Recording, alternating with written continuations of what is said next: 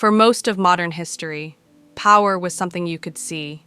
You could measure it in armies, in missiles, in fleets crossing oceans, and aircraft cutting across the sky.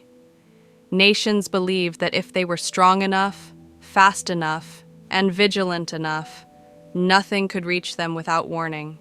The world trusted its eyes, its radar screens, its systems. And for decades, that trust seemed justified. Then the United States did something that shattered that certainty. Without a declaration, without a parade, without revealing its hand to the world, American aircraft began entering the most heavily defended airspace on Earth, striking their targets with absolute precision and leaving without a trace. No radar warnings, no clear interception, no explanation that made sense at the time. To those watching helplessly from the ground, it was not just shocking, it was humiliating. Because for the first time in history, power was no longer something you could see coming. To understand why this moment mattered so deeply, you have to understand how confident America's rivals were before it happened. By the late Cold War, radar was considered the ultimate guardian of national security. Vast networks of antennas, command centers, and early warning systems stretched across continents. Entire military doctrines were built on the assumption that detection meant control. If an aircraft entered your airspace, radar would see it. If radar saw it, defenses could respond. This belief shaped budgets, strategies, and political confidence for decades. And it wasn't arrogance, it was experience. Radar had proven itself time and time again.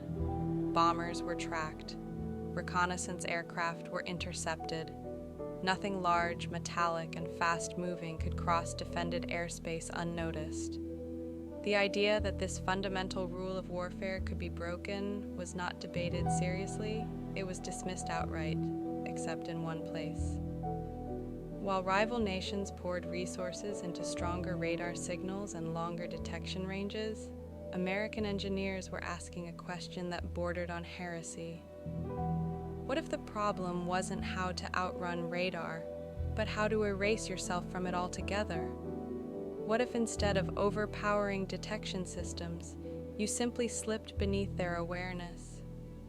At first, even within the United States, the idea sounded absurd. Aircraft were made of metal. Radar physics were well understood.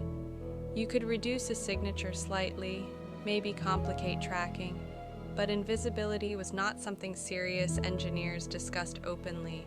Yet buried inside mathematical models and obscure research papers was a realization that changed everything. Radar waves did not behave as rigidly as most believed. Under the right conditions, reflections could be redirected, scattered, weakened to the point where an aircraft would blend into background noise. It was not magic, it was geometry. It was mathematics, and it was bold enough that only a nation willing to accept enormous risk could pursue it. What followed was one of the most secretive engineering efforts in American history. No conventional design principles applied. Aerodynamics were compromised. Stability was sacrificed. The resulting aircraft looked nothing like anything that had flown before. Sharp angles replaced smooth curves. Beauty was irrelevant. Speed was secondary. Visibility was the enemy. While the world slept, strange aircraft flew only at night over the Nevada desert. No journalists were invited. No photographs were released. Officially, nothing existed. Across the Iron Curtain, fragments of information began to surface. Intelligence reports mentioned unusual test flights and unconventional shapes. Analysts studied grainy satellite images that seemed to show something angular and unfamiliar parked on remote runways. The response, almost universally, was skepticism.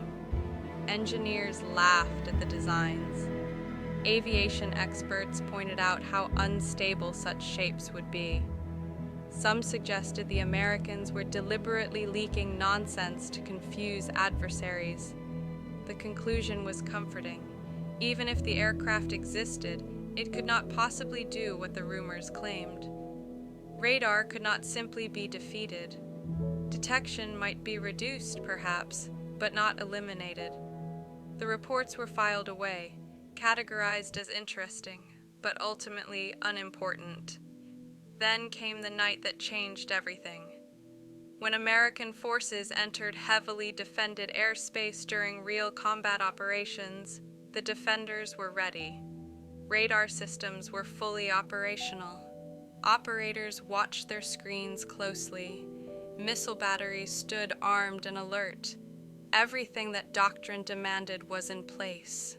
And yet, as American bombs struck their targets with devastating accuracy, radar screens remained almost completely silent. Air defense crews scrambled to respond, launching countermeasures, scanning the sky, searching desperately for something to lock onto. But there was nothing there. No clear tracks, no reliable signatures, just empty space and growing panic. At first, commanders assumed technical failure. Equipment was inspected, systems were recalibrated, operators were questioned, sabotage was considered. But as reports came in from multiple locations, a terrifying pattern emerged. The systems were working exactly as designed. The aircraft had been present. The radar simply could not see them. For the first time, rival nations confronted a reality they were not prepared for. Their most trusted technology, the foundation of their defensive confidence, had been quietly rendered obsolete.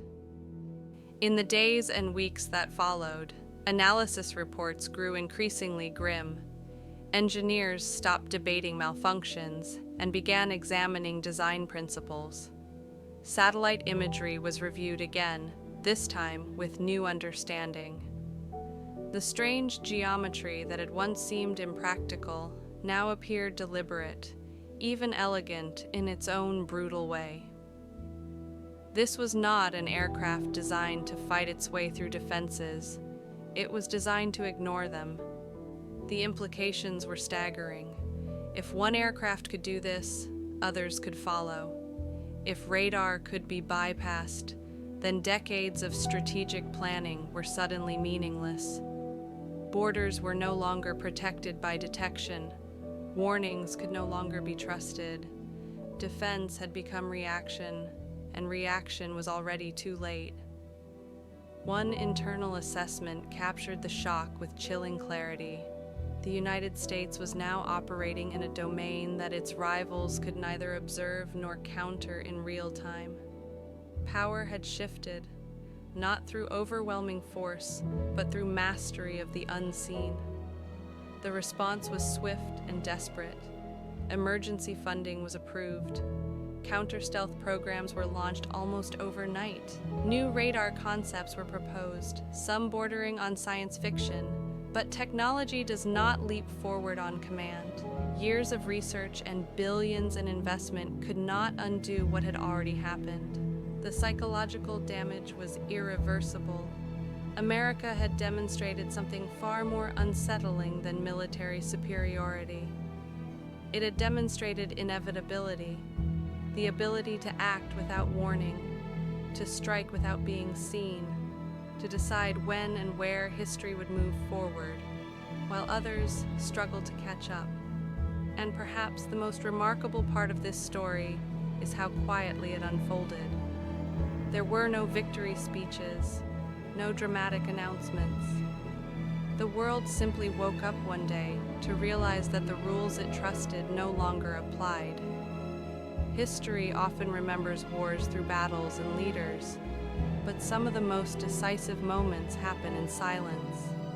They happen when radar screens stay empty, when defenses fail without explanation, when rivals realize too late that the balance has already shifted. They never saw it coming. And by the time they understood what had happened, American technology had already redefined what power meant in the modern